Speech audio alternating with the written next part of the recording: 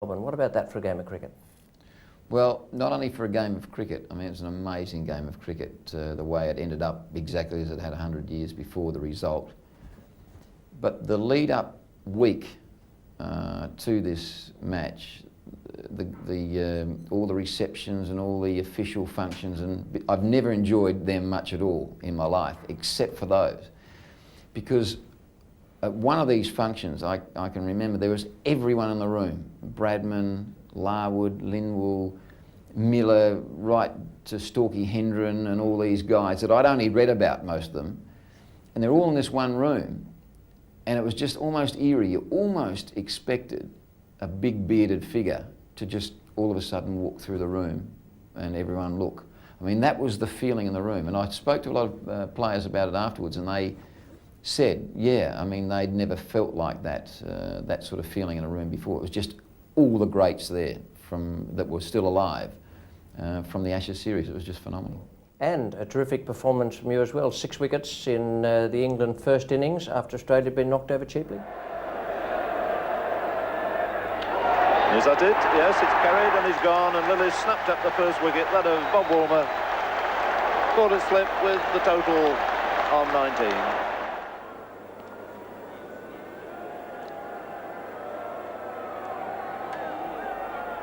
And chance and caught, yes, by Hooks. Well, a great breakthrough for Australia. Really, the regular opener is out. Caught Hooks, bowled Lillee for 12. 2 for 30, Lillee 2 for 11. And Lillee to Randall.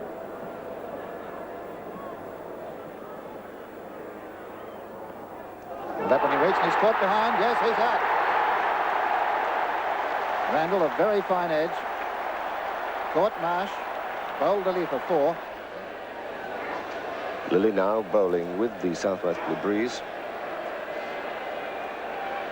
Lillee perhaps has not swung the ball very much in this particular game. He's made it go off the seam, but he'll be bowling across hole towards the slips. And he's happy to go. Off like a shot, Chris Hole. First ball, lifter, a little touch, caught behind. No problem at all for Dennis Lillee.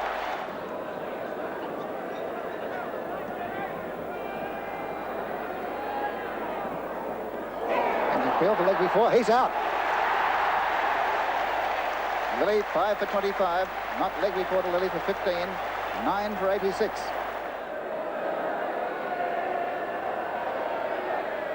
And a chance, he's out, it's all over. Marsh again, a brilliant catch. Marsh has taken 4 catches, England all out 95. Lillee 6 for 26, one of the greatest performances of his career. We were knocked over in the first innings for 130 odd, and I just always remember going back to the hotel we were both staying at, both teams, and seeing most of the English players in the bar having a couple of with smiles all over their faces after the first day's play, and quite rightly so. But then the next day, when we knocked them over for 95, I looked for the same players to exchange a smile in the bar, and none were there. So they obviously were displeased with that performance. But it set the game up for a great game, one that we thought at that stage would only go for maybe 3 days, but went to the wire because the second innings, you know, we batted very, very well and made 400 odd and set England 460. And a few things happened in that. Well, it was a great innings from Marshy as well, which enabled you to get up to the declaration point. There was that, and also Rick McCosker had been hit by Willis in the first innings and dragged the ball on in sort of having his jaw broken and falling. And one of the gutsiest things I've ever seen in a test match was in the second innings. He didn't open, obviously. He's got this wide jaw and can hardly walk through the pain and everything. And Kerry O'Keefe opened, but it got to a stage where Marshy was not out and going along very well, and we really needed a few more runs to really make it hard for England, set them a reasonable total.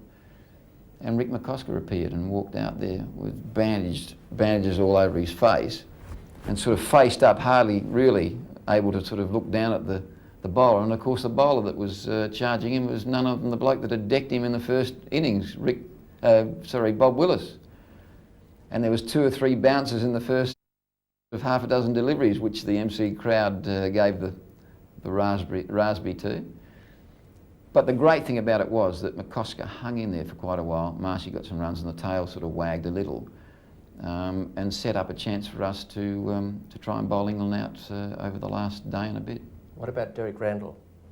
Randall, you can't forget, as I say, many things in that that game. It had everything. Randall's innings, 170 odd, was one of the all-time great digs. The guy, through caution of the wind, attacked and gave it everything and played a brilliant innings. And he got quite cheeky in it too. I've got one memory of him where you bounced him and he bounced down onto his backside and caught his headgear as he came up and then bowed.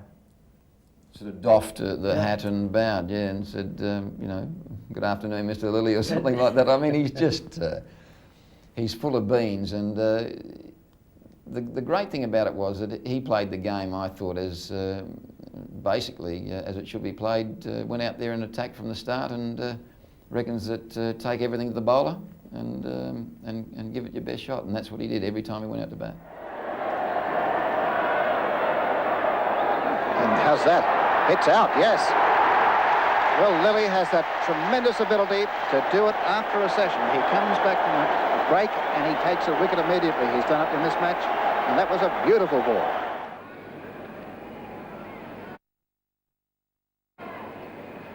Oh, beautiful ball, and that goes a shout, and he's gone, and Fletcher really got a good one there, and that's what happens when you're out of touch. This man there now old, he's one of the biggest hitters in the game if he gets going. He can really crack them. Lillee bowling.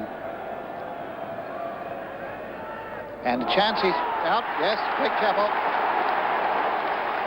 Not caught, Greg Chappell, bowled Lillee for 2, 7 for 380, Lillee 3 for 120.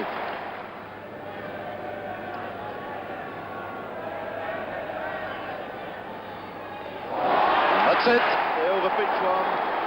That's another vital breakthrough made by Dennis Lillee, knocking over the stumps of Derek Underwood. Well pitched up ball. And that's it, it's LBW. Alan Knott is out. Lillee has struck again to finish off this test match.